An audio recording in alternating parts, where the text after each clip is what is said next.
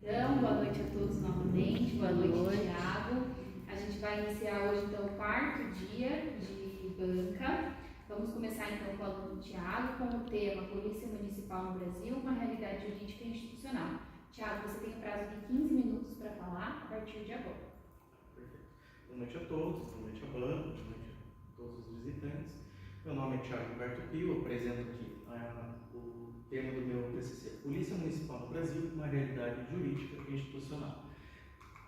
O problema central é que as guardas municipais podem ser compreendidas como uma expressão de polícia municipal. O que seria uma polícia municipal? A guarda municipal tende a ser uma polícia de fato, ou o constituinte originário não fez esse trabalho de deixá-las como serviço de polícia?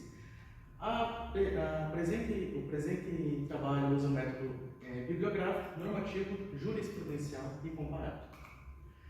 A partir de 1988 é quando de fato as guardas municipais no Brasil começam a ter um destaque definitivamente positivado. Até então, muitas leis esparsas, havia esse entendimento de policiamento regionalizado, localizado, haviam-se guardas, mas não positivado como a Constituição de 88 falava. Desde então, houve-se,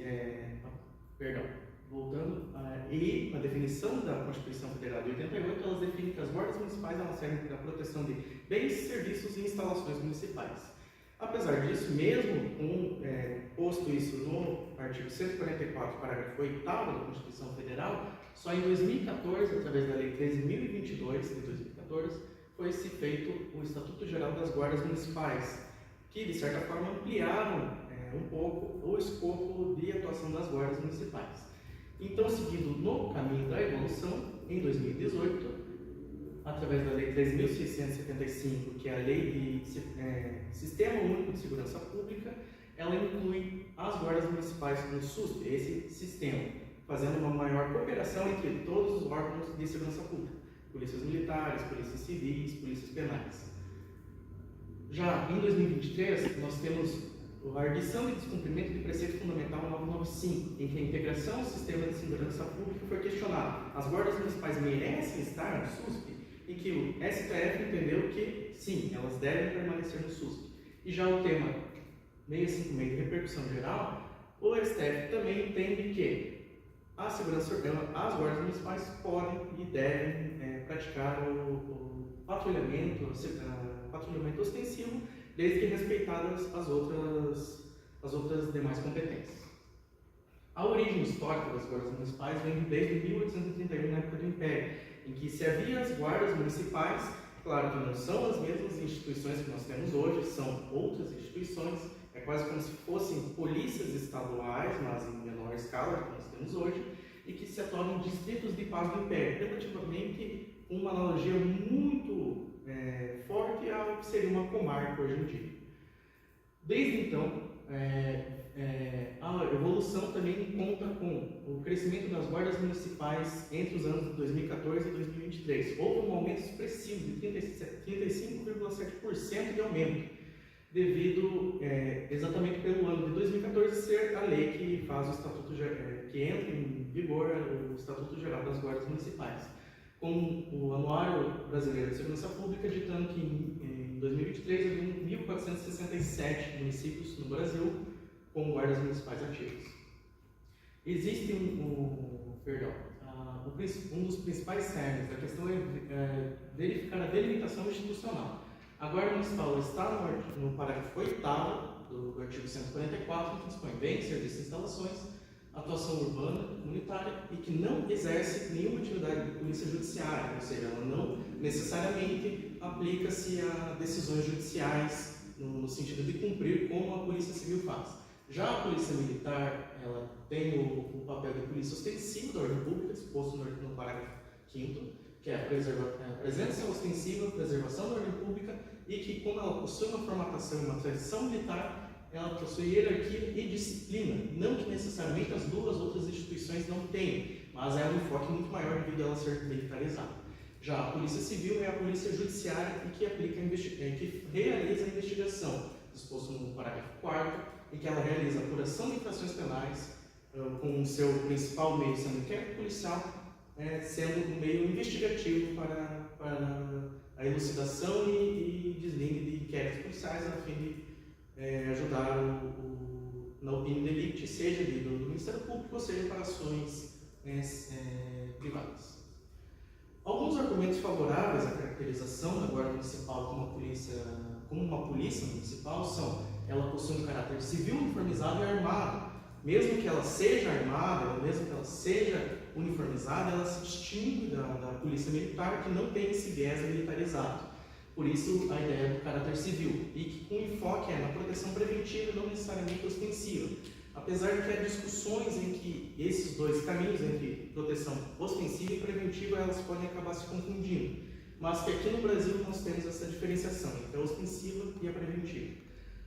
A Lei 13.675, que institui o SUSP, que ela vira um integrante estratégico do SUSP, que auxilia as forças principais, tendo esse maior auxílio às autoridades locais e estaduais para a aplicação da lei, da ordem, e, consequentemente, a DPF 995, que eu já havia mencionado anteriormente, que ela afasta a ideia de mera vigilância patrimonial. Alguns autores, como José Afonso da Silva e Nelson Nery Costa, eles afirmam isso. As guardas municipais brasileiras, elas são apenas meros vigilantes patrimoniais.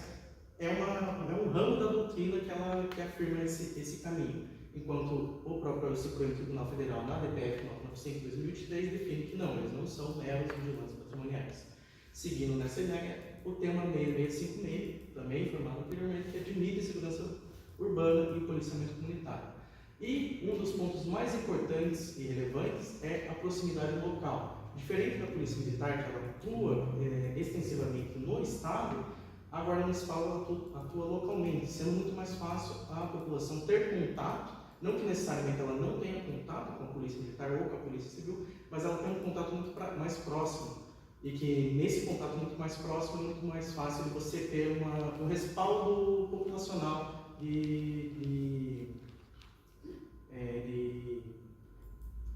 não seria perdão, me fugiu a palavra, mas seria um respaldo da população perante a instituição. Alguns argumentos contrários são a leitura restritiva do artigo 144. Como informei, autores como Silva e Costa, eles informam sobre a leitura apenas restritiva, desde que o informante constituinte originário não quis de nenhuma maneira colocar competências para os municípios a função de segurança pública. E também que, caso houvesse essa ideia, caso os municípios eles tivessem essa competência de gerar polícias, eles estariam influindo sobrepondo uma competência estadual. Peço perdão. De ampliação restrita que poderia sobrepor atribuições da Polícia Militar e Civil que já estão no rol do artigo 144 da Constituição Federal, e que um dos outros pontos de maior risco é o risco político institucional, em que as guardas municipais definitivamente policializadas, sem o controle do Ministério Público, por exemplo, e sem uma devida corregedoria, que algumas, infelizmente, no Brasil não possuem, seriam muito mais uma guarda pretoriana, seriam talvez milicianos ou uma força privada do prefeito, do Poder Executivo local, para a realização das suas funções e talvez até de caráter eleitoral. Aqui eu cito algumas PECs, alguns projetos de emendas constitucionais que focam desde a reformulação total do sistema de segurança pública brasileiro, ou só meramente a inclusão das guardas municipais no rol dos incisos do artigo 144. Em destaque eu cito aqui a PEC 95 e 247 do ano de 1945, que ela incluía a Guarda Municipal como uma polícia municipal e a outra como força auxiliar. De 96 a 2002 nós tivemos a PEC 409, 284 e 534, também ampliando as competências municipais de segurança pública.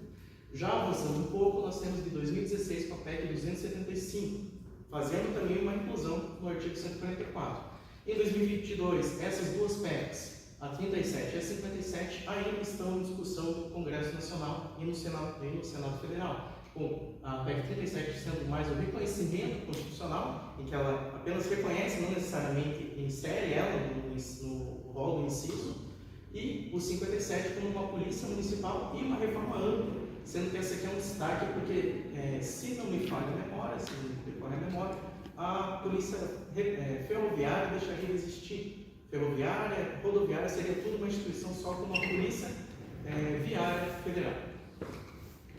Aqui eu cito modelos estrangeiros em que eu uso a exemplo a França, Portugal, Reino Unido e os Estados Unidos, mais com enfoque do estado da Louisiana. A França ela possui 2 modelos de polícia, a Polícia Nacional e a Gendarmeria. Ela possui uma forte centralização estatal, até aos moldes brasileiros. Indiretamente, nosso sistema policial advém da França. E a França, indiretamente, influiu muito, teve muita influência sobre o sistema português, em que até existe uma polícia municipal, mas que a Gendarmeria, a Guarda Nacional Republicana, GNR, e a PSP, Polícia de Segurança Pública, coexistem quase como o nosso mesmo sistema, uma polícia militar, uma polícia civil. Já no Reino Unido, você possui forças territoriais civis de competência ampla, em que você tem até polícias, mas não necessariamente municipais. Você tem, por exemplo, fazendo uma analogia, aplicando-se ao direito, a situação brasileira seria como se fosse, nós temos a cidade de Curitiba e seus municípios em volta, seria a região da Grande Curitiba, como geralmente é comentado, e nós teríamos, no caso, a Polícia Estadual da Grande Curitiba. Então, seria essa a aplicação, não que as outras partes não teriam polícia, elas teriam polícia, mas seriam mais localizadas e regionalizadas. Já nos Estados Unidos, especialmente no estado da Louisiana, ela possui uma polícia estadual, os xerifes, ou sheriffs do inglês, e os departamentos municipais. É uma estrutura muito mais descentralizada, sendo que, de acordo com o Conselho Nacional de Pesquisa dos Estados Unidos, eles afirmam que haviam, em 2018, cerca de 17.451 instituições de segurança pública no país. A desconstitucionalização parcial é uma alternativa que se chega à conclusão que a Constituição ela deve, sim, permanecer como nosso principal meio de seguir o nosso principal manual de instruções do país, mas que o engessamento constitucional dos modos de segurança pública muitas vezes não reflete as situações locais. Seria a positivação das guardas municipais no rol do artigo 144 na solução, a desconstitucionalização parcial seria uma alternativa intermediária, em que a Constituição define diretrizes democráticas, controle e parâmetros nacionais, mas a legislação constitucional seria responsável por definir o que de fato seriam as organizações de segurança pública, dando muito mais competência aos estados para fazer esse serviço. O estado do Paraná, por exemplo, possui a polícia científica. Necessariamente ela não está no rol do artigo 144. Em algumas ocasiões ela exerce serviço de polícia, não necessariamente ostensivo investigativo, mas na elaboração de laudos. A pesquisa afirma que as guardas municipais elas possuem um aspecto relevante e atualmente elas de fato exercem proteção municipal no sentido de segurança pública. Já o que a pesquisa não afirma que ela de fato é uma polícia militar, uma polícia civil. Existe um âmbito de quase nível sui generis, ela é um nível próprio de definição. E para as minhas considerações finais, como citado, elas possuem já uma relevância institucional de segurança pública nos dias atuais. Mas eu deixo a pergunta final. O modelo de constitucional atual ainda oferece respostas adequadas à segurança pública? Dessa forma, eu encerro a minha apresentação, devolvo a palavra para a banca e agradeço a presença de